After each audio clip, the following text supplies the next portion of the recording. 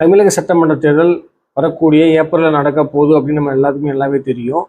இந்த சட்டமன்ற தேர்தலில் நம்ம ஓட்டு போடணும், கட்டாயமாக ஓட்டு போடணும், 100% ஓட்டு போடணும் அப்படிங்கிறது நம்மளுடைய இலக்கு, நம்ம ஜனநாயக கடமை. இந்த ஓட்டு போடுறதுக்கு ஓட்டு லிஸ்ட்டில் நேம் இருக்கணும்ல, எல்லாத்துக்குமே ஓட்டு லிஸ்ட்டில் நேம் இருக்கா ஃபர்ஸ்ட் செக் பண்ணிக்கோங்க. நேம் லிஸ்ட்டில் அதாவது அந்த ஓட்டு லிஸ்ட்டில் நேம் இருந்துச்சுன்னா ஓகே ஃபைன். இல்லைன்னா என்ன பண்ணுறதுன்னா, நம்ம இப்போ எஸ்ஏஆர்லாம் ஃபார்ம் ஃபில் பண்ணி கொடுத்துருப்போம். எஸ்ஏஆர் ஃபார்ம் ஃபில் பண்ணி கொடுத்ததுக்கப்புறம் அந்த இறுதி வாக்காளர் பட்டியலில் நேம் இல்லை அப்படின்னா அவங்களுக்கு தனித்துவமாக நம்ம தமிழக தலைமை தேர்தல் ஆணையம் ஒரு அறிவிப்பு கொடுத்துருக்காங்க. வரக்கூடிய மார்ச் 26 லாஸ்ட் டேட்டு. ஸோ அது வரைக்கும் டைம் கொடுத்துருக்காங்க. அந்த எஸ்ஏஆருக்கு அப்புறம் அந்த இறுதி வாக்காளர் பட்டியலில் பேர் விடுபட்டு போச்சுன்னா கூட நீங்கள் சேர்த்துக்க முடியும்.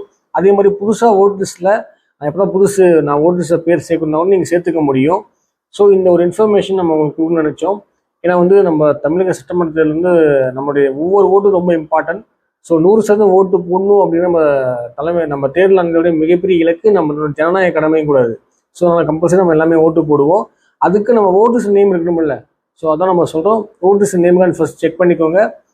நேம் இருந்தால் ஓகே, எந்த விஷயம் இல்லை. நேம் இல்லாதவங்க புதுசாக அப்ளை பண்ணவங்க நீங்கள் அப்ளை பண்ணிக்கோங்க. மார்ச் மாதம் 26 லாஸ்ட் டேட்டு.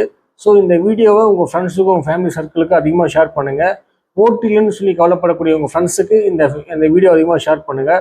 இந்த மாதிரியான பல யூஸ்ஃபுல்லான விஷயம் தெரிஞ்சுக்கிறது நம்ம சேனலை மறக்காமல் ஒரு ஃபாலோ பண்ணிக்கோங்க. தேங்க்யூ.